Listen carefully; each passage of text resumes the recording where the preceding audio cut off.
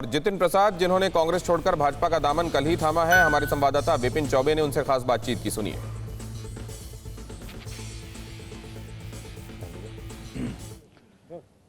लगभग 3 पीढ़ियों से कांग्रेस में रहने के बाद आखिरकार अब जितिन प्रसाद का नाता कांग्रेस से टूट गया है और वो बीजेपी में शामिल हो गए। हमारे साथ बातचीत करने के लिए पूर्व सांसद, पूर्व केंद्रीय मंत्री, कांग्रेस के बड़े नेता, उत्तर प्रदेश के एक बड़े चेहरे जितिन प्रसाद हैं। जितिन जी, सबसे पहला कारण मैं ये जानना चाहूंगा कि आखिरकार ऐसा क्या हो गया कि 3 पीढ़ियों का साथ छोड़ना पड़ गया और आपने भी भाजपा का दामन थाम लिया? नहीं, ये मैंने कल भी बताया था।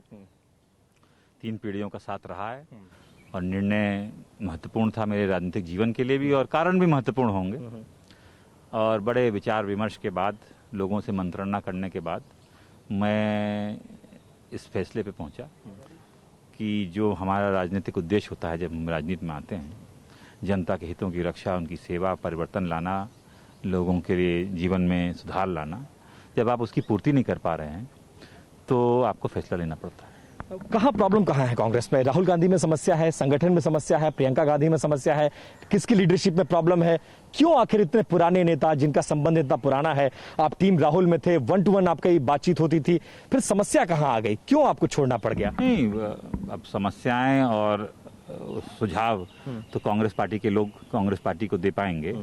इतना जरूर बता सकता हूं कि मैं कि खासतौर से उत्तर प्रदेश में भी आपने देखा कि जनता का लगाव और पार्टी का दूरियां बढ़ती चली गई। परिणाम दर्शा रहे थे, वोट शेयर घट रहा था और जो उपाय होने चाहिए पुनर्वापसी के, जनता तक पहुंचने के, उनका विश्वास हासिल करने के लिए, वो नहीं हो रहे थे। तो हम लोगों को जो हम फैसला लेते हैं राजनीति में, जिले का सोच के, प्रदेश का और देश का, तो जहां मेरा जितना भी संपर्क रहा, एक ही आवाज निकलती थी कि भारत के हित में, भारत की आने वाली पीढ़ियों के हित में प्रधानमंत्री नरेंद्र मोदी जी के नेतृत्व और भारतीय जनता पार्टी ही सही। अच्छा, आपकी जो ज्वाइनिंग है उसके टाइमिंग को लेकर, उस स्टेट को लेकर, आपकी बिरादरी को लेकर एक बहुत बड़ा चर्चा का विषय बन गया है पूरे उत्तर प्रदेश में कि भाई जितिन प्रसाद ब्राह्मण बिरादरी से आते हैं, उत्तर प्रदेश से ताल्लुक रखते हैं, उत्तर प्रदेश में 2022 में चुनाव है, 6-8 महीने बचे हुए हैं, एक ब्राह्मण चेहरे के तौर पर भी आपका प्रोजेक्शन हो रहा है। क्या आपको लगता है कि आप अब जब बीजेपी से जुड़े हैं तो क्या बीजेपी को वो फायदा पहुंचा पाएंगे जिसके लिए आपको लाया गया है? क्या टारगेट जो आपके वोटर्स हैं वो ब्राह्मण होंगे? नहीं, हर एक उस व्यक्ति का प्रयास होता है कि अपने नेतृत्व की उम्मीदों पे खरा उतरे, जनताओं की भावनाओं का सम्मान करते उनका विश्वास हासिल करे। और मुझे भी है कि भारतीय जनता पार्टी में मुझे सदस्यता और सम्मान मिला है और एक कार्यकर्ता के रूप में मैं काम करूंगा। प्रयास मेरा यही रहेगा कि पार्टी का जो सपोर्ट बेस है उसको बढ़ाऊं और सशक्त करूं संगठन को, और असली माने में कि जनता का जो हित है वो जब मैं समझता हूं कि वो भारतीय जनता पार्टी में ही सुरक्षित है तो उसकी पूर्ति के लिए काम करूंगा और पूरी मेहनत और लगन से। कांग्रेस कह रही है, कांग्रेस 2 सवाल सर, कांग्रेस ये कह रही है सर, अंतिम के 2 सवाल, सिर्फ अंतिम के 2 सवाल आपसे पूछूंगा।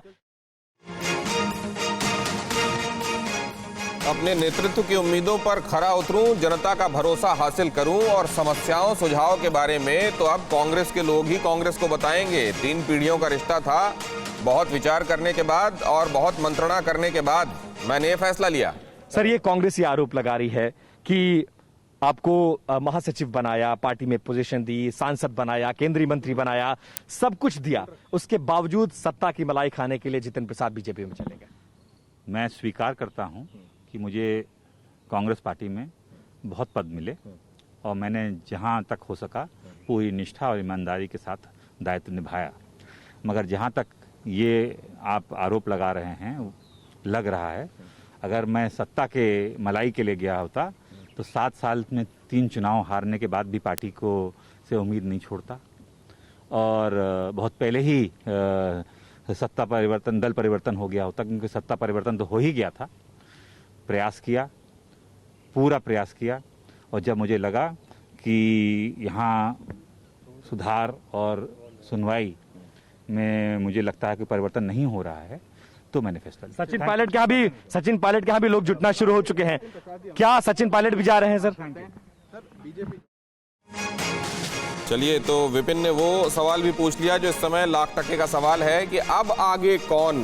सचिन भी नाराज चल रहे हैं, राजस्थान में उनको मनाने की कोशिश भी चल रही है। अशोक गहलोत खेमा भी इस बारे में सक्रिय है, लेकिन क्या वो मान जाएंगे?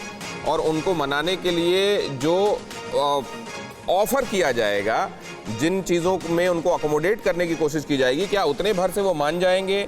या ये देखते हुए कि ज्योतिरादित्य गए, जतिन गए, अब सचिन पायलट और ज़्यादा मांगेंगे अपने से और शायद वो अकोमोडेट करने के लिए अशोक गहलोत तैयार ना हो? ये लाख टके का सवाल है। लेकिन उन्होंने, जतिन प्रसाद ने ये बात ईमानदारी से मानी कि मुझे कांग्रेस में रहते हुए कई पद मिले, लेकिन अब 7 साल बाद जब मैंने ये पाया कि जनता से दूरी कांग्रेस की बढ़ती जा रही है, वोट शेयर घटता जा रहा है, तो मैंने ये फैसला किया कि अब जिसमें रहते हुए मैं जनता की फिर से सेवा कर पाऊं, वो भाजपा है। फिक्र आपकी, सोमवार से शुक्रवार रात 9 बजे सिर्फ TV9 भारतवर्ष पर।